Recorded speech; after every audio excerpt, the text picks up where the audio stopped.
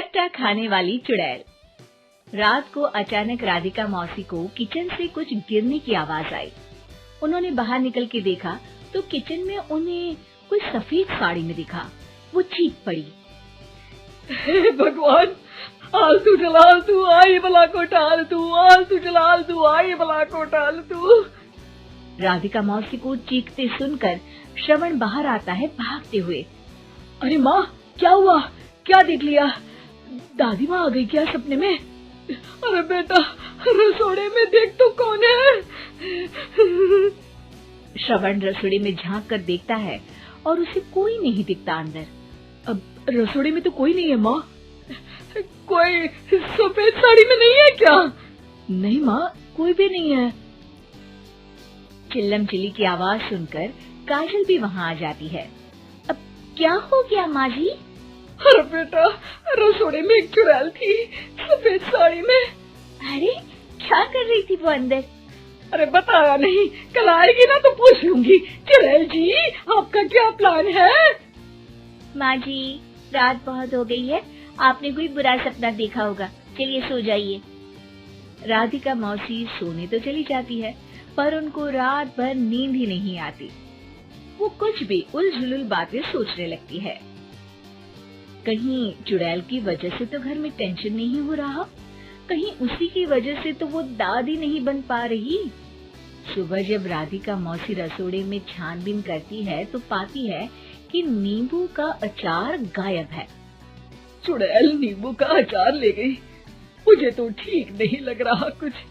चुड़ैल को भी पता है कि जिंदगी का असली मजा तो खट्टे में ही है। राधिका मौसी झट से श्रवण को फोन कर देती है। बेटा, मुझे समस्या समझ में आ गई है, हमें एक तांत्रिक की जरूरत है। अरे क्या बोल रही हो माँ, तांत्रिक की क्या जरूरत है? आप पूजा पाठ तो कर ही रही हो ना।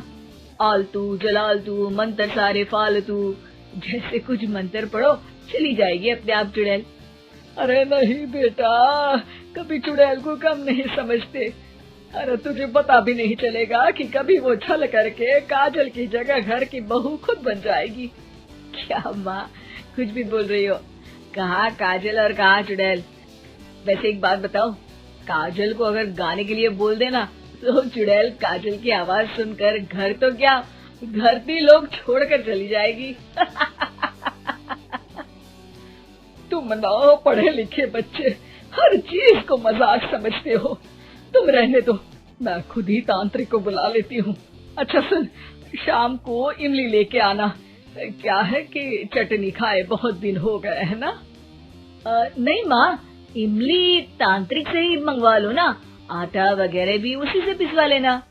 देखो मुझे काम करना है। श्रवण रात को कई तरह की सब्जियों के साथ माँ के कहने पे चटनी के लिए इमली भी ले आया था, लेकिन राधिका मौसी के दिमाग में अलग ही फिल्म चल रही थी।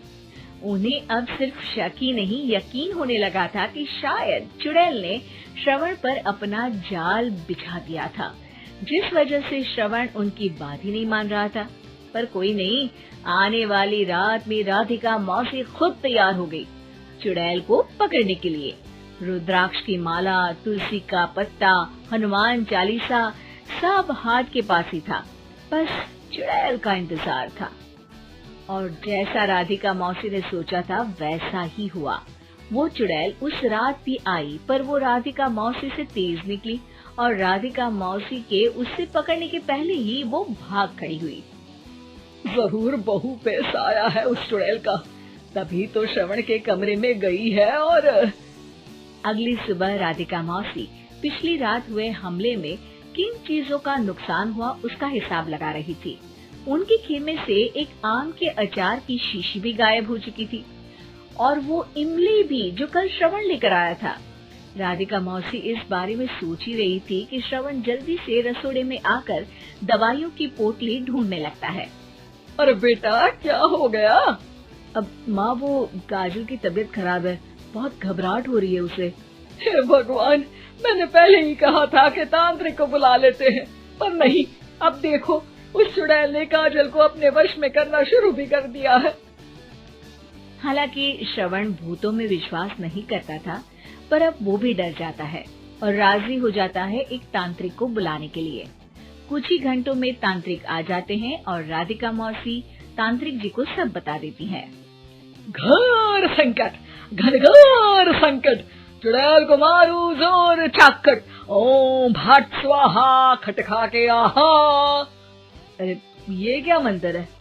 मेरे खुद के ओरिजिनल मंत्र है, कल रात को ही लिखे हैं, अच्छे लगे तो दाद चाहूंगा। एक और मंत्र सुनो। अर्ज किया है आब्राकडाब्रा, दिल्ली बम्बई आगरा, चंदा मामा सोवरले सुरन मामू जारा। ये मंत्र है? अरे कोई 40 वालीसा पढ़ो ना। वक्त कम है, 40 नहीं पड़ेंगे, 20-25 में काम चलाना पड़ेगा। अलग निरंजन जाके लंदन, मुफ्त का मंजान घिस मेरे नंदन। अरे जल्दी करो तांत्रिक जी, जल्दी करो। तांत्रिक अपने उल झलूल मंत्र पढ़ने लगता है। श्रवण को तांत्रिक पे शक होता है। वो अपने एक डॉक्टर दोस्त को कॉल कर देता है ताकि कोई अनहोनी हो तो इमरजेंसी में चीजें मैनेज हो जाए। तांत्रिक धुनी रमाता है, जिसकी वजह से कमरे में काफी धुआं हो जाता है और जिसकी वजह से बहू की घबराहट बढ़ जाती है। अब भागेगी चुड़ैल। हाँ। बहू खांसते हुए धुएं से बचने के लिए बाहर चली जाती है। अरे भाग रही है, भाग रही है। पीछे पीछे श्रवण भी जाता है। बहू एक सोफे पर बैठ जाती है। तभी डॉक्टर दोस्त आ जाते हैं और श्रवण को पानी लाने के लिए कहते हैं। थोड़े चेकअप के बाद डॉक्टर कहते हैं, मेरे हिसाब से जाप का काम पूरा हो गया है। क्या मतलब? अरे कुछ भी नहीं माँ, कोई चुड़ैल नहीं है, खुशखबरी है, अब दादी बनने वाली है। मगर वो सब अचार के डब्बे। श्रवण दोनों अचार के डब्बे अपनी माँ को दिखाता है, जो कि उनके बिस्तर के नीचे छुपे हुए थे। आपने सही बोला था माँ, वो चुड़ैल काजल ही थी जो खट्टा खा रही थी। हमें कल ही पता चला, पर हमने आपको ये तांत्रिक वाला काम करने दिया ताकि आपको भरोसा हो जाए कि भूत वगैरह कुछ होता ही नहीं। अच्छा, ये तो बड़ी खुशी की बात है, पर बेटा मुझे एक झाड़ू तो ला दे। क्यों माँ? ये तांत्रिक का भूत उतारती हूँ मैं। अब तांत्रिक राधा मौसी के डर से घर से भाग निकलता है और राधा मौसी उसके पीछे भागती है। अरे संकट ये घनघोर है, तांत्रिक मुआ चोर है।